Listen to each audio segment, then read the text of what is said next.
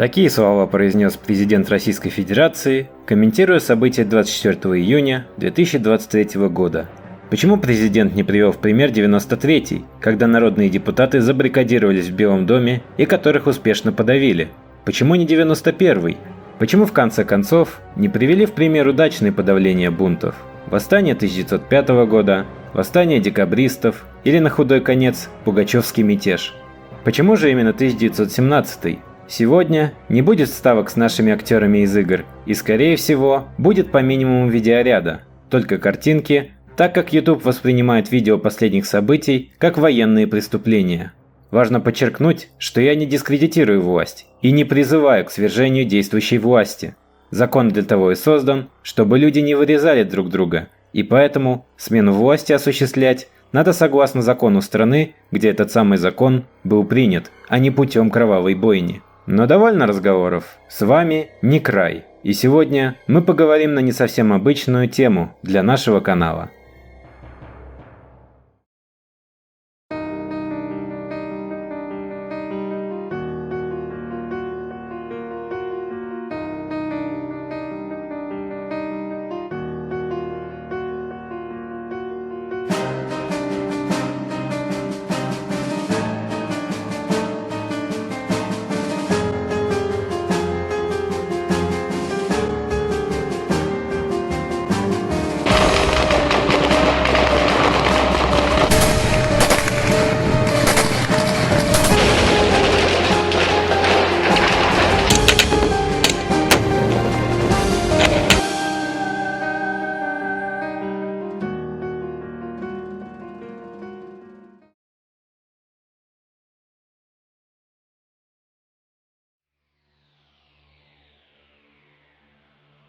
Для начала стоит сказать, что в 1917 году было две революции – февральская и октябрьская.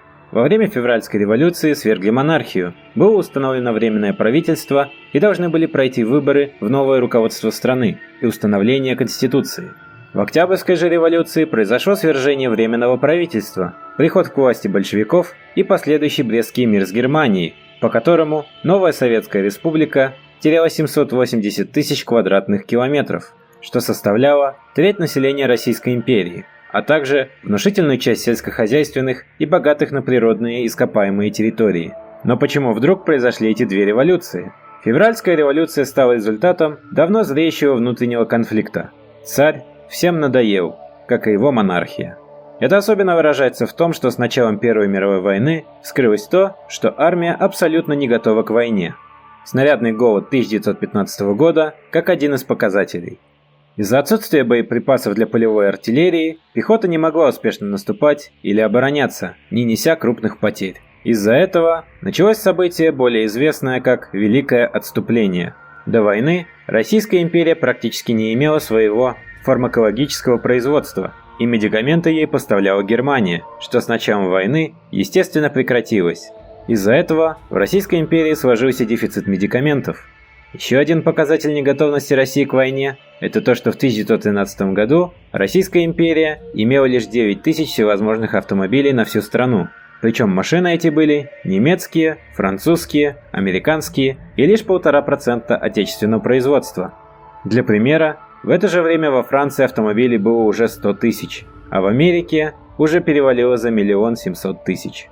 Еще один показатель – это то, что в 1916 году потребность армии в винтовках составляла 6 миллионов штук, а отечественные заводы могли выпустить чуть больше 2 миллионов. Из-за этого приходилось заказывать винтовки за рубежом, но и тут возникали проблемы. Иностранное оружие требовало другой патрон, отличающийся от российского. И это не упоминая о том, что производством патронов по всей империи занимались только 3 завода, и, естественно, они никак не могли покрыть нужды армии.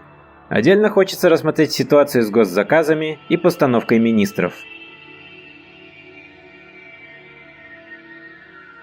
Матильда Кшесинская – это любовница князей Романовых.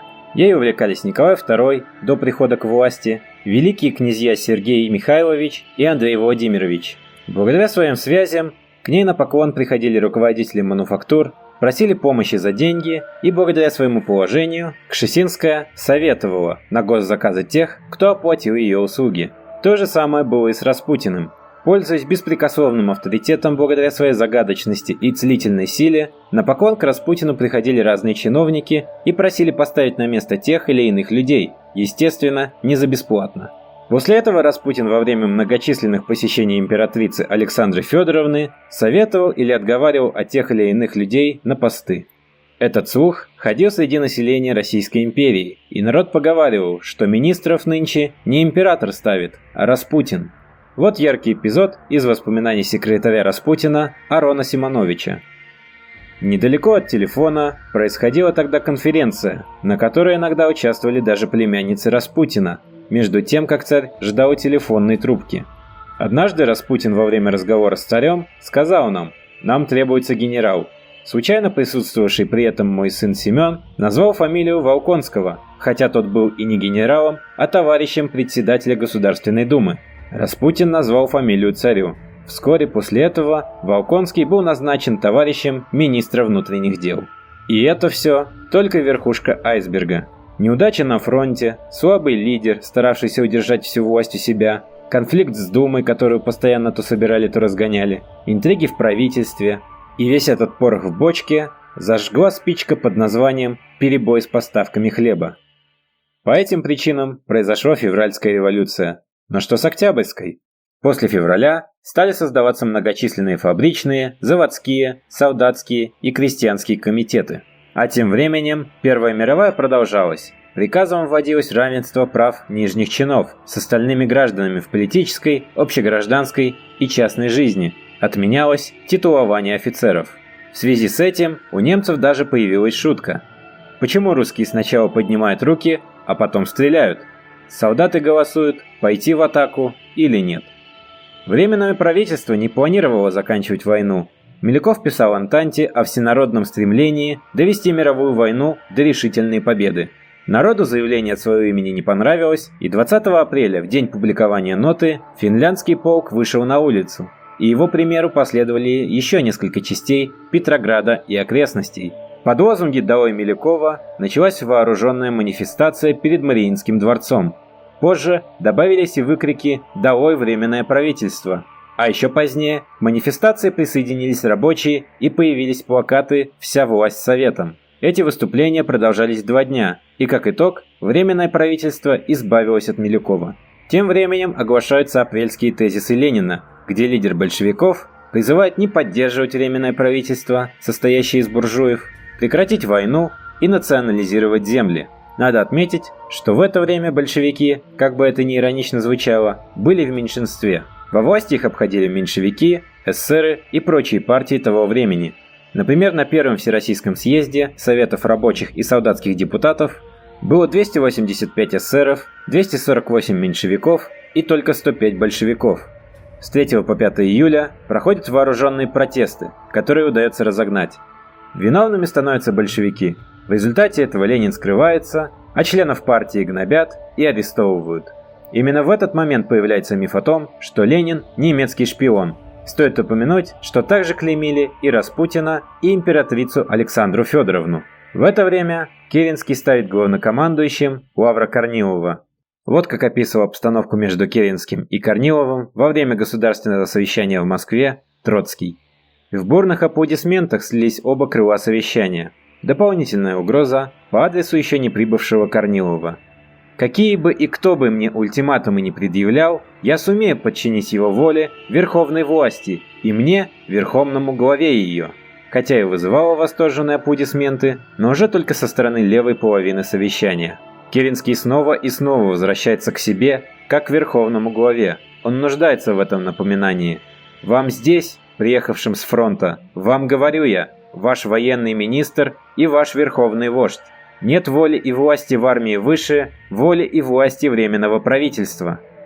И видя слабость Временного правительства, в сентябре Корнилов выдвинул войска к Петрограду с целью захватить власть и установить военную диктатуру. Спасла положение, как бы это парадоксально ни звучало, Красная гвардия, отряды петроградских рабочих, созданные большевиками. Корнилова и корниловцев посадили, большевики стали героями, и Ленин вернулся из изгнания.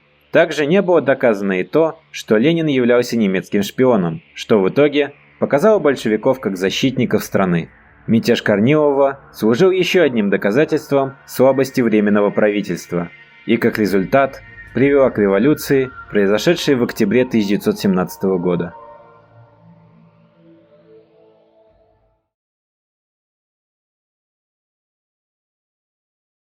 А теперь давайте поразмышляем, почему президент в своем обращении упомянул именно 1917.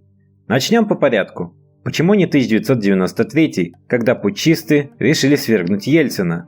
Все просто. В 2016 году 50% населения относились к Ельцину негативно, хотя в 2007 эта цифра составляла 36%. Важно отметить, что в этом проценте есть не только пожилые люди, но и мужчины, примерно от 30 до 50 лет.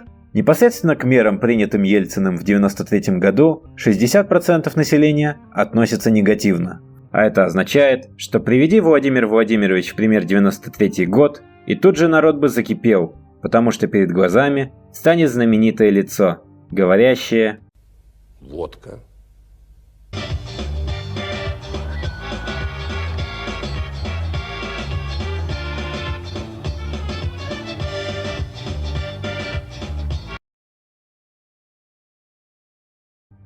Почти то же самое и с 91-м. В 2014 году Левада-центр сообщала, что 41% опрошенных считают августовский путч трагедией, а 36% назвали это просто дележкой власти. Лишь 9% назвали это борьбой за демократию. Эта статистика показывает, что люди тоже не в восторге от тех событий, и приводить их в выступлении не стоит.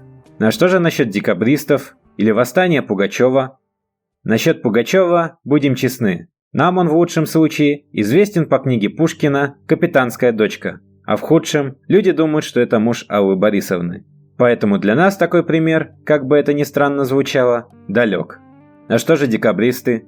Те, кто учились в школе, помнят, что декабристов на уроках литературы показывали романтиками и благородными офицерами, которые хотели для России лучшего и смотрели в прогрессивное будущее. Поэтому, если их привести в пример, то получится следующее. Мы подавим всех, кто верит в светлое будущее. Согласитесь, посыл так себе. Ну а почему не 1905, спросите вы? А я вам отвечу. В 1905 году происходило мирное шествие на поклон царю, в ходе которого, без видимой причины, было расстреляно огромное количество народу. Думаю, комментарии тут излишни. Вот и остается, что из понятного и близкого к нашему пониманию событию остается только 1917 год.